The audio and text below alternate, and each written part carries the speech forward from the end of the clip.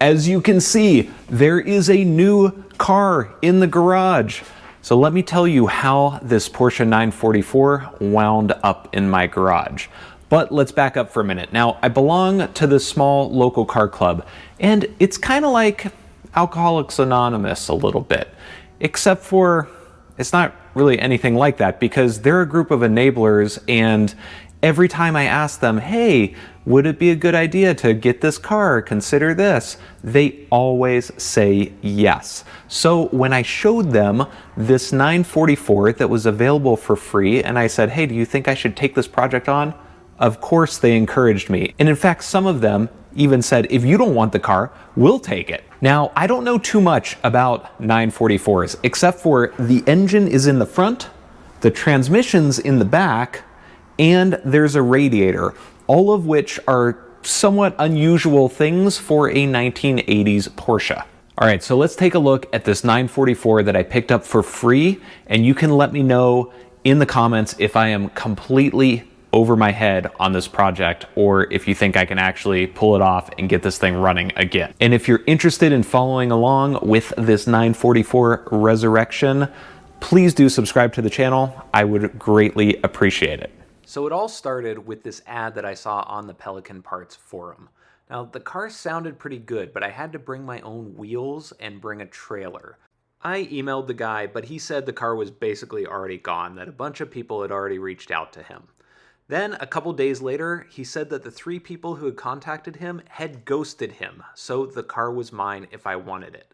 Luckily, my buddy Byron was down for an adventure, so we got his trailer and his tow vehicle and headed down to Paso Robles. I hadn't seen pictures of the interior, so when I got there, I was a little surprised to see the current state. Luckily, he had the seats and they were stored out of the sun in a separate location, so that was good. I did end up buying the wheels and tires for a nominal fee. The tires were brand new, and actually the wheels were too, so we got the car loaded up on the trailer and started to head home to the Bay Area. It's always a little scary taking over somebody else's project, but this car seemed mostly complete. We stopped at the Firestone Walker Brewery for a quick dinner. Sorry for the really poor footage, the GoPro battery was running out and it was extremely dark, which GoPros don't do a great job in. All right, I've literally done nothing to this car except for bring it home and take it off the trailer. And a huge shout out to my buddy Byron, who is always down for an adventure, and he went with me to pick up the car. And he is actually also really, really good at backing up with a trailer attached to his car.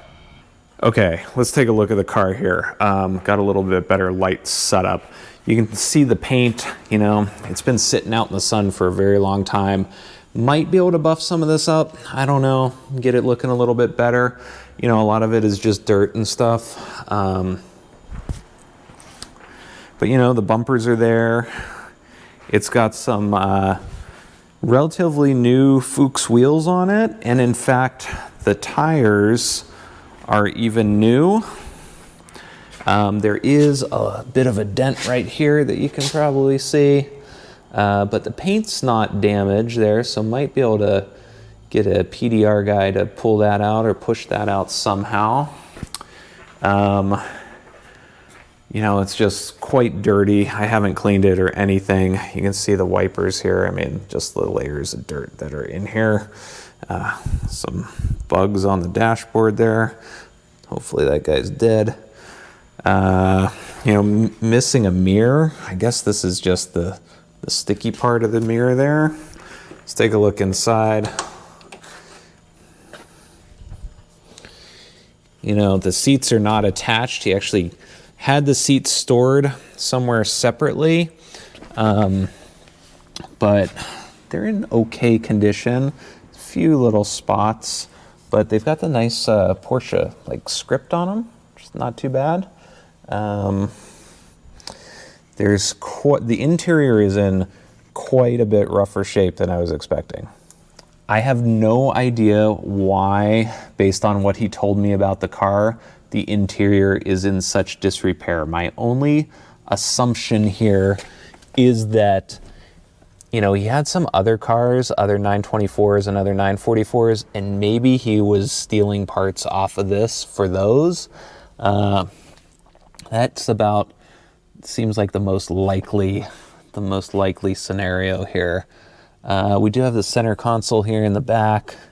The steering wheel is like really loose. I found the ignition and the keys are here, so hopefully get that back together. Obviously the car itself I don't think has a lot of rust, but obviously the carpets are missing up front.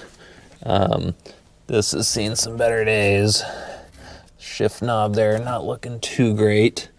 A lot of dust, a lot of dirt. So let me know. I don't know, are most of the parts here? The dashboard, I assume, is probably pretty cracked underneath there. That's probably why this cover is on it. Yeah. The glass is intact. We've got a very, very discolored fuel cap here. No idea how long the fuel's been in there, but I assume I'm gonna need to drain that out. Okay, I think I managed to get this released. It took a little bit of doing. Let's see. All right. Yeah, carpets back here, not looking super great. Obviously, this will not stay up on its own. Those shocks are totally shot. But we got some other steering wheel controls back there. Looks like more of the center console. You know, it's got some of the parts, some weather stripping, it looks like. That's fallen down. Man, this piece of glass is very heavy.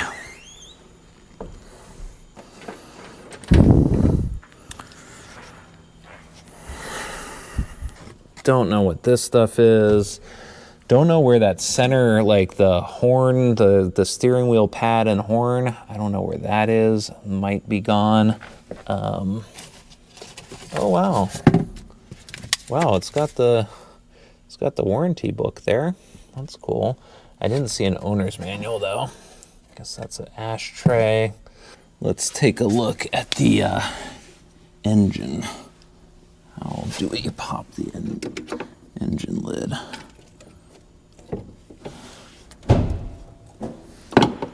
Guess it's with that.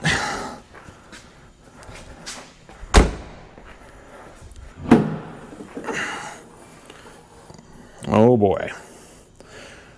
All right, so pads are on there.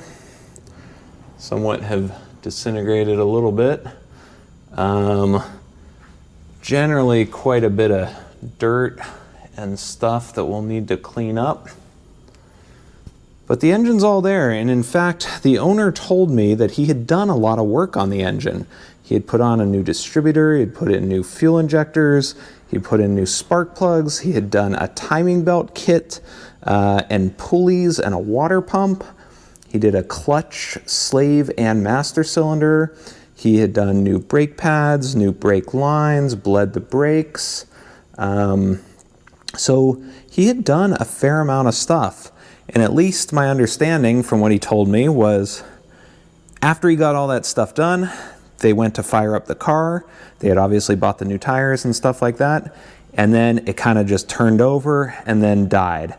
And they could not get it started. They couldn't get it to even click or turn over. And he suspected that it was some sort of electronics issue, a relay, the ECU, something like that.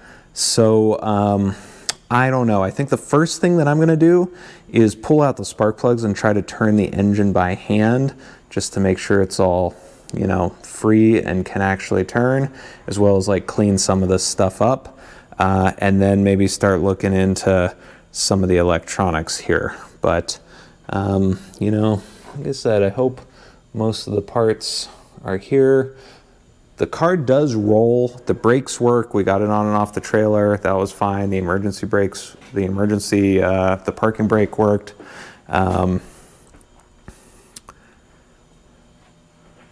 Yeah, so obviously missing a battery. You know, gonna have to figure out a bunch of stuff here. Really cool pop-up headlights. Hope those still work.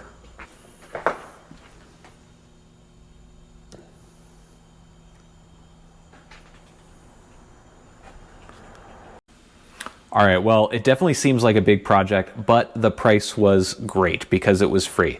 I say it was free, and that is mostly true. I would say that I bought the wheels and tires, and they happen to come with the car. So I'm pretty excited to tear into this and see if we can get it running. I'm going to be working on it with my son, who's 15.